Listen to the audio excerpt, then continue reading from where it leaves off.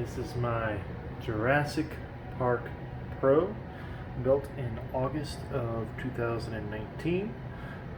This machine works fabulously.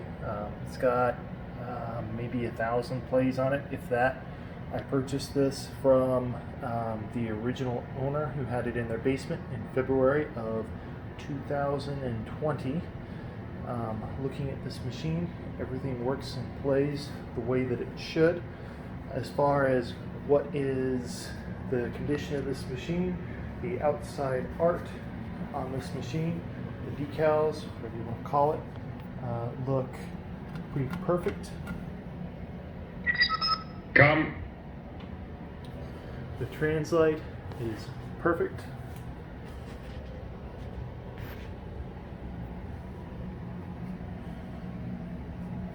The only thing on this machine that is not included that you see here is the pin gulp. I keep that, that's the little cup there.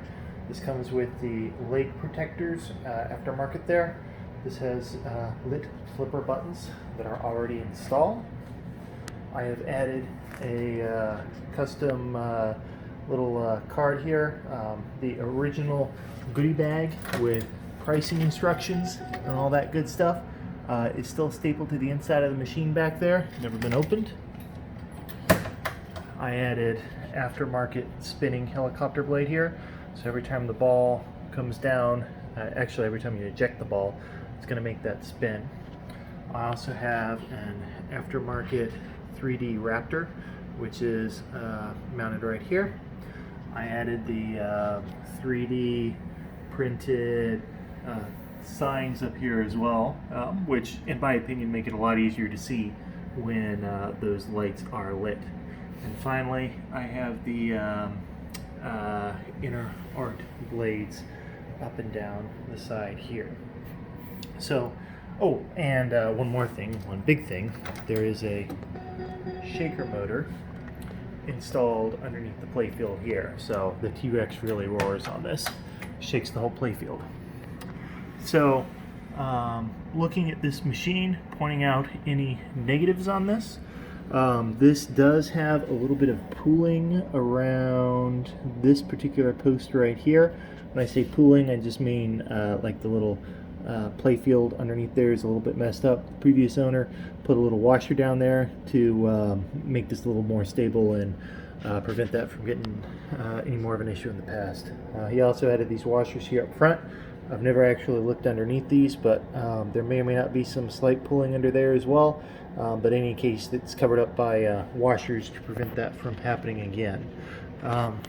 Like all new Stern machines, the coil stops in these blew out pretty much within a couple hundred games of me having this. So I have replaced all of the coil stops underneath here, underneath the playfield, with new ones. So that should be good for another probably 10,000 games or something ridiculous. And there are lit speaker panels on this as well. You can see these are the cool color changing ones. This little spot down here in the bottom right hand corner is just a little bit off from the rest of it. There's replacement LED material to fix that comes with the machine. It's in the coin box. I personally don't care, so I never actually went in and installed it. And the only other thing on here to mention of note is I've got a lovely keychain. Ooh. But if you want a plug and play machine that's reliable, still fairly young, this right here is a great contender. It's a very deep game. It's currently set on free play. I personally am terrible. I've got it set on 5-ball, and even with 5-ball, I've only made it to the visitor center a handful of times. Great, deep, fun game. Kids love it. Overall, really a great effort from Stern.